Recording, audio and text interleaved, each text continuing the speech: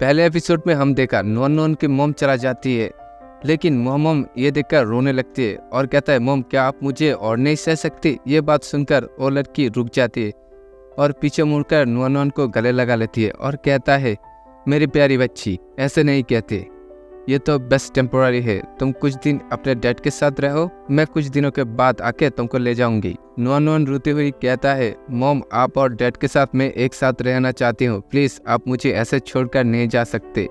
इन दोनों के माँ बच्चे को देखकर जॉन्टियन मन में सोच के कहता है इस बच्चे को ध्यान से रखने के लिए मुझे बहुत कुछ करना पड़ेगा। फिर जॉन्टियन वो लड़की को कहता है देखो तुम आज यहाँ पर अचानक आ चुकी हो और इसलिए मैं प्रिपेयर नहीं था। तुम एक काम करो, आज रात तुम होटल वापस जाओ और नॉन को भी ले जाओ और मैं बाद में नॉन को लेने के लिए तुम्हारे साथ कांटेक्ट करूंगी। और वो लड़की कहता है ठीक है, तुम जो कहती हो वो मैं करूंगी। उसके बाद जॉन्टियन दरवाजा बंद करके सोचता है हालांकि मैं इस लड़की को रख लूंगी, लेकिन प्रॉब्लम है कल बैंक के लोग आके इस घर को वापस ले लेगा। और वो कहता है बस कुछ ही समय बीत गया, इन लोगों की मौत हुई और इस बॉडी के फ्रेंड्स मरने के बाद फुल प्रॉपर्टी के मालिक चुंग इंग नाम का कोई बंदा है उसका हो गया और इस बॉडी के मालिक को कुछ नहीं मिला। और वो कहता है बस कुछ ही समय बीत गया, इन लोगों की मौत हुई और इस बॉडी का पेरेंट्स मरने के बाद फुल प्रॉपर्टी का मालिक चुंग इंग का कोई एक नाम का बंदा होगा उसका हो गया और इस बॉडी का मालिक का कोई लता पता नहीं चला। और मुझे लगता है इन दोनों के मौत के पीछे चुंग इंग की किसी न किसी भी तरह हाथ हो सकती है। और सच कहूँ तो इस बॉडी का ओनर सच में एक यूजलेस बंदा था। पहले तो उसका पेरेंट्स मर गया, फिर उसके बाद उसका घर को बैंक ने क्राफ्ट कर लिया और मैं इस बच्चे को लेकर कहाँ पर रहूंगा, मैं यही सोच रहा हूँ। उसके बाद जॉन्टियन घर में कुछ पैसा ढूंढने लगती है और वो कहता है हालांकि मैं बैंकक्रफ्ट हो गई, लेकिन एज ए यंग मास्टर होने के नाते कुछ पैसा तो मेरे पास होगा। लेकिन जॉन्टियन को एक भी पैसा नहीं मिलता क्योंकि वो इधर उधर बहुत घुसने लगती है, लेकिन उसको एक भी पैसा नहीं मिलता और इससे वो बहुत परेशान हो जाती है। फिर जॉन्टियन क्वांजियन की दिया हुआ उस नोटबुक को खोलता है, उसमें से एक ब्रश, एक लाइट और कुछ पैसा मिलता है, लगभग 1000 यून होगा। साथ में एक इनविटेशन कार्ड भी मिलता है। उसके बाद वो इनविटेशन कार्ड को पढ़ने लगती है जिसमें कि ये लिखा था कुल्लुन स्नो क्रॉस फैमिली की तरफ से यंग फैमिली शन एंड उसके फैमिली को हमारा सेरेमनी में आमंत्रित किया गया है, साथ में गैब्लिन भी है। जॉन्टियन सोचता है गैब्लिन क्रॉस, ये तो बहुत मजेदार होगा, लेकिन लगता है वहाँ पर जाने के बाद मेरे बच्चे के लिए कुछ पैसा मिल जाएगा।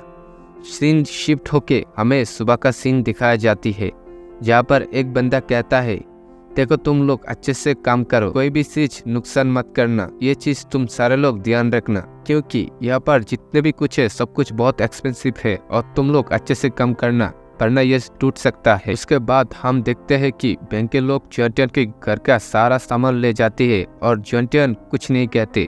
उसके बाद जॉन्टियन अपना सामान लेकर घर से आ जाती है। फिर रास्ते में एक बुढ़े आदमी के साथ उसका मुलाकात हो जाती है। वो बुढ़ा आदमी कहता है हे यंग मैन, क्या तुम मुझे बता सकती हो यहाँ पर आसपास कोई पार्क है जहाँ पर मैं एक्सरसाइज कर सकती हूँ। जॉन्टियन इस बुढ़े को देखकर मन में कहता है इसके आसपास इतना एबिल ओरा क्यों है, लगता है ये कोई मुसीबत में है। जॉन्टियन उस बुढ़ा आदमी को कहता है अंकल आपको चारों तरफ से इतने बुरी ओरा निकल रहा है, अच्छा होगा कि आप जहाँ पर रहती है वहाँ से जल्दी निकल जाइए वरना आप और आपके परिवार को बहुत नुकसान होने वाला है। ये सुनकर वो बुढ़ा आदमी शॉक हो जाती है। वो कहता है हे यंग मैन, तुम अभी भी इन चीजों के ऊपर विश्वास करती हो। फिर जॉन्टियन कहता है विश्वास करना और ना करना यह आपके ऊपर, मेरा मन में ये ख्याल आया इसलिए मैं आपको बताया, क्या भला और क्या बुरा ये डिसीजन आपको लेना है और ये आपके ऊपर है। ये सब कहकर वो यहाँ से जाने लगती है। पीछे से वो बूढ़ा आदमी कहता है हे यंग मैन, तुमसे कुछ बात करना है। उसके बाद अचानक हम देखते कि कार के नीचे से एक पत्थर आके वो आदमी को लगने वाली होती है। तभी जॉन्टियन आके उस पत्थर को पकड़ लेती है। वो बुढ़ा आदमी कहता है थैंक यू बेटा, अगर तुम ना होती तो मुझे आज बहुत बड़ा चोट लग जाती। और हाँ, ये सब एक्सीडेंट है, तुम्हारी विश्वास को एक सही रास्ते पर यूज करो और इस अंधे विश्वास मत बनो। जॉन्टियन कहता है कोई बात नहीं, आप अपना ख्याल रखे। फिर जॉन्टियन यहाँ से चला जाती है और वो बुढ़ा आदमी कहता है ये कितना अच्छा लड़का है, लेकिन ये अंधे विश्वासी में डूबा हुआ है। उसके बाद अगले सीन में हमें एक शिप को दिखाई जाती है जहाँ पर जुनटियन आना था। फिर जुनटियन शिप के अंदर आती है। फिर हमें एक कार को दिखाया जाती है। कार के अंदर एक बंदा जुनटियन को देखकर गुस्सा होकर कहता है, जुनटियन ये कमीना साला अभी भी नहीं मरा। और इस बंदे का नाम होता है सोंगवेन। फिर सोंगवेन के पास एक बंदा आके कहता है, सर हमारा क्लाइंट ने बोला जुनटियन मर गया, लेकिन वो अभी भी कैसे जिंदा है ये हमें भी पता नहीं। ये सुनकर सोंगवेन गुस्से होकर जुनटियन को गाली देने लगती है। उसके बाद सीन शिफ्ट होकर हमें जुनटियन को दिखाई जाती है। वो शिप के अंदर जा रही होती है। तभी एक बंदा कहता है, क्या तुम ही हो इस परिवार का सबसे बड़ा बेटा?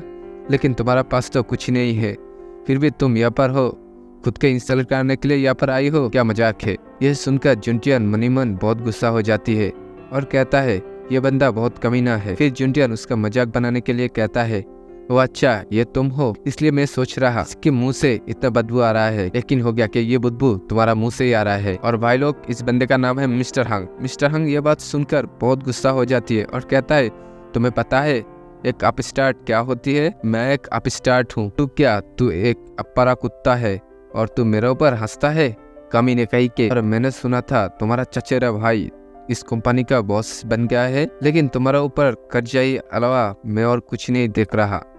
सच में तुम इतने गरीब हो, मेरे जिंदगी में इतना गरीब बंदे मैं आज तक कभी नहीं देखा। सुनो जुनटियन, मैं तुम्हारे लिए तुम्हें एक मौका दे रहा हूँ। तुम मुझे खुश कर देती हो तो मैं तुम्हें एक नौकरी दे सकती हूँ। ये सुनकर जुनटियन यहाँ से जाते हुए कहता है, तुम्हें इतने औकात नहीं है कि तुम मुझसे बात कर सकती हो। ये सुनकर मिस्टर हंग बहुत गुस्सा हो जाती है और वो जुनटियन को कहता है, तुम्हें किस बात के इतने घमंड हो रही है जो मुझसे ऐसा बात कर रही हो? तुम तो एक नंबर का निकम्मा हो और तुम मुझे ऐसे बात कर रही हो। ये कहते कहते वो जुनटियन के ऊपर एक लात मारने वाली होती है। तभी जुनटियन उसके ऊपर हार्ट पोशन इस्तेमाल करते हैं, लेकिन मिस्टर हंग को कुछ पता तक नहीं होता जो उसके साथ क्या हुआ है।